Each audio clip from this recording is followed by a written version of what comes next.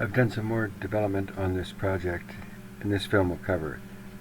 First of all, I sized the members that are going to be required, the structural members are going to be required to do the project. This is where we were, I think, the last time, and it's going to take two 14-inch LVLs to span it, and actually we're eliminating this. This was kind of an artifact left over from a quick build. So this is about a 24-foot beam, and that is two 14-inch LVLs up there with the 2x6 rafters, and you end up with a 9'4" ceiling height inside the porch. Now this, I did have this, and I talked about this in an earlier film, this piece of frieze here, but over here it can die against this beam if this beam's extended, but over here this beam stops against that column. So I got away from that and went to either something like this or something like that to treat that if that door lintel is raised like this, and then just put crown, little small crown around the top of the porch. Right here you see it, and it dies into the side of these box beams. Well, those are actually actual beams on either side. Well, on that side it dies into the box beam, and on this side it dies into that piece that is capping those dental molds. And so then this is the section view up high. It's just a couple 2x8s out at the front end. Back here, these are the two 14-inch LVLs. The ceiling joists, 2x6s, are suspended from that, and this needs adjusted. It's showing about a 6.5-inch piece, but these I'm going to have these shown as running on 16s so that you can just nail them together conventionally, and those will be 2x6s up there for the rafters. And if this lintel is raised here, if this is brought up here, this is probably something like what the framing is like that for the second floor, and the header over that new 8-foot wide door will be two 5.5-inch LVLs if that is done. Down low, this is what the floor framing in this main section, in the porch section, looks like, where these are 2x8s out here, back here, and these are 2x8s here. And those 2x8s though are suspended on the 6x6s. This is how I've designed that beam, just so that you can use two 4x4s, and then these are 2x8s going across there. Now, one thing you might want to consider is those exhaust vents.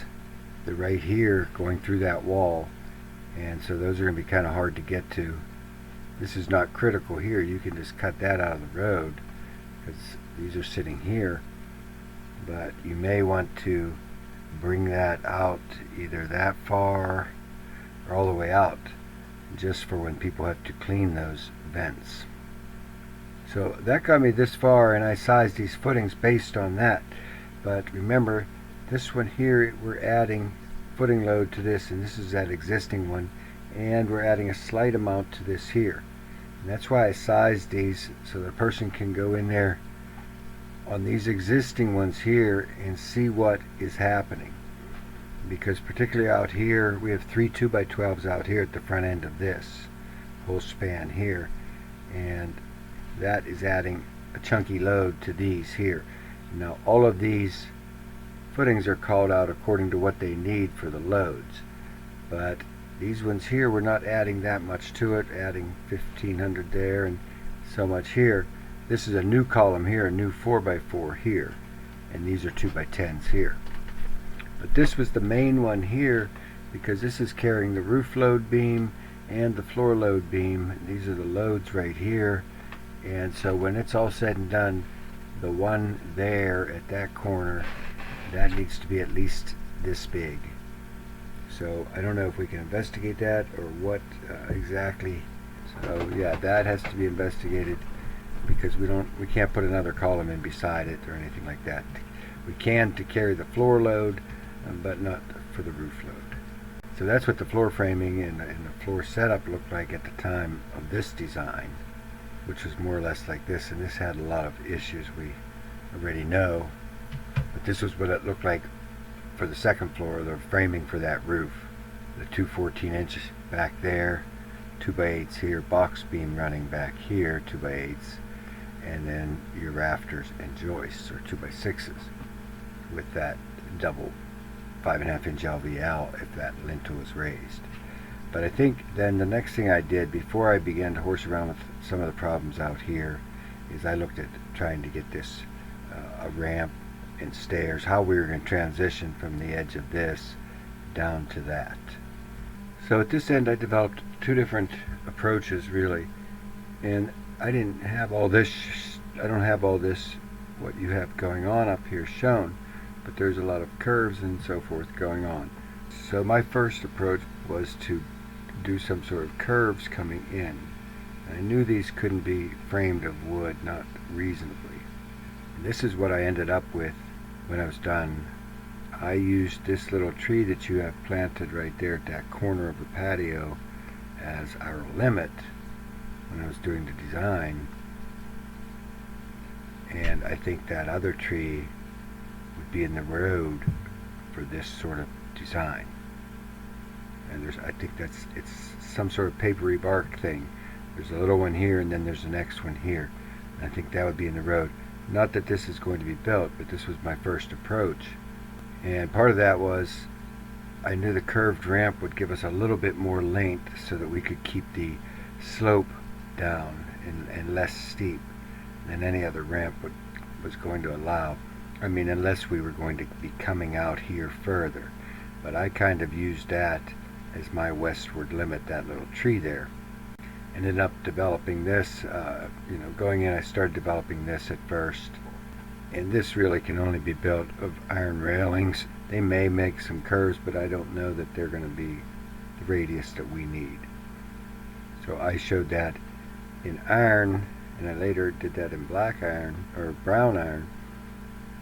And then I just used landscaping, hardscaping materials on this and brought that up, that middle piece up as a planting bed because there wasn't a lot of other use for it. So that was the plan that was the first plan I ended up with this curve down. And that ramp down this is about, so I had a feeling anyway that the curved ramp would offer us more length of run. And these are the guidelines, the ADA guidelines, is it rises 1 inch in every 12 inches of run, which is this here. The curved slope was able to do 1 inch in 10 inches of run, so it's a little steeper. Finally, the angled ramp was 1 inch of rise in 6 inches of run. And while I was reading up on these ADA guidelines, this 2 inches of rise in 12 inches of run is what's recommended as kind of the minimum residential ramp. So we're okay even with the angled ramp. Well, kind of, because when I started looking at how to do this angled ramp in wood, because I knew you couldn't just join those two ramps coming at two different angles and have any kind of a turn, navigable turn. And apparently this is what they do, is they have a little landing. They would like that landing to be a little bit larger than what I've drawn. I've drawn the landing at a minimum. So probably when push comes to shove, I would make my landing a little larger and your slope would increase even a bit more. But I think that'd be the only sensible way to go.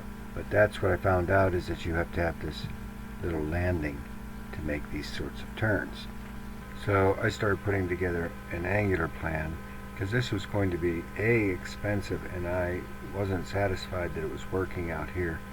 Anyway, I kind of liked what was happening up here, down here, and I suppose I'm showing this is a poured concrete wall for one thing, which is pretty expensive to do. And you'll see when I take it apart how it's put together with these poured concrete walls like this. We even had a poured concrete wall going all the way across there to contain whatever planting was happening in here and just connect that to the ground. But when I started putting together the angled ramp, then that was the curved ramp. This is what I ended up with on the angled ramp. And you could see that my landing is a little bit, small So it could be that that ramp has to even increase a little bit more in slope. And that was the first go. There was a ramp down and then across and down again. But as I said, this landing's probably a little short. And different ways to do the stairs down then.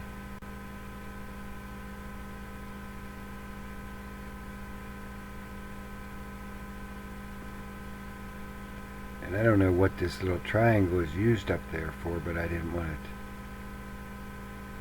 So that could probably be a planting bed. I mean, I guess it could be raised up as a table type thing or a little bench type thing. But that was all I developed, is these two, this angled plan and the curved plan. And I guess if a person really liked this and they were inclined to do this, this could probably be rough stucco that's painted brown just like the rest of it. I mean, traditionally they have made curved porches out of wood like this with the curved lattice and all of that. And finally, with regard to either of these two little alternatives I've drawn, it didn't take me long to do either of them. Maybe you can just use rocks and so forth and have some sort of a hardscape plan to join these two spaces and leave this possibly without railings if you get this. That's a lot of build-up, but if you could get that build-up high enough, then maybe you don't even have to have railings on this edge. But as it is right here, you do. So that is that for that part, for those two ramp alternatives. If we're going to use a ramp, those are the two ramp alternatives that I came up with. I suppose you could have a water feature there too, for that matter. This uses a little bit more of the land there, and I'm not sure exactly what is planted there.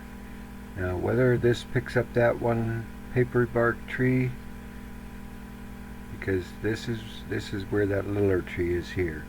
So if we come out on a straight line, we're okay with that. If that paper bark tree is to the west of that little one, we're okay with either of them. But those were the two for that. And then on these, as you can see, these stairs are changing, and those were really annoying to me right from the start, and some of that was just left over as an artifact from when I had really quickly cobbled that porch together, that first porch together. So I'm going to run through these exterior photos now, and I have changed these stairs to something that's, to me, is at least in the acceptable realm from what we had. Because when I got to this one here, I just couldn't, it was just so truncated here. It just didn't feel right. I don't know, maybe with the right plantings that could work. Remember, this was based on this door being centered in this space here, and then having space to come up through here as a stair, but I'm just not too sure about it. I'm definitely sure that that's not going to work. That's just too bizarro. So finally I just went and shifted that away to the center. Split these three spaces into three equal spaces, and just, you could put this, in the center of either of those three spaces, any of those three spaces. I put it in the center of this one here, and it centers up about on this last door panel, if this sort of door arrangement were used. And they actually make, some manufacturers make railings that can be stretched actually up to 12 feet long, so even that one wouldn't have to be there. Most of these coming down the ramp would have to be there, but that one wouldn't have to be there. But those are chunkier railings, so if you want less chunky railings, then you have to have more newel posts. And these are 5-inch newel posts that I've been showing, because all of these columns are 5.5. So these are 5 or 5.5, these newels that I've been showing. Basically 6x6 is sleeved with vinyl and a cap. but you could go smaller than that, but just because everything else is pretty heavy, and we have not played with these curved brackets and at all, and I'd like to take at least a quick look at something like that, because these four, if we assume these four have to stay, and we still have to get, 1, 2, 3, 4, 8 over here, and it's probably, by the end of the day, it might actually be more economical just to replace these 8 or whatever there is here, these 6, replace these 6, and then just buy 8 more and have everything the same and not so big. But I did not look at that right now. I just looked at trying to get these stairs straightened out so that this becomes something buildable. And these are some of these same developments taken from this corner here. A few other things happen along the way as well. For one thing, I reduced the size of this. This is shown as 11 1/4 here, and I reduced that. Further along, I reduced that. There it is.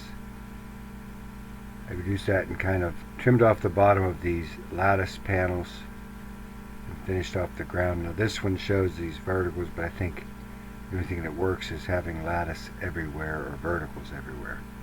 I had tried to just do the underside of that porch in those verticals, and that's not working, particularly not from the other angle where you can see it more. And that series is right here then.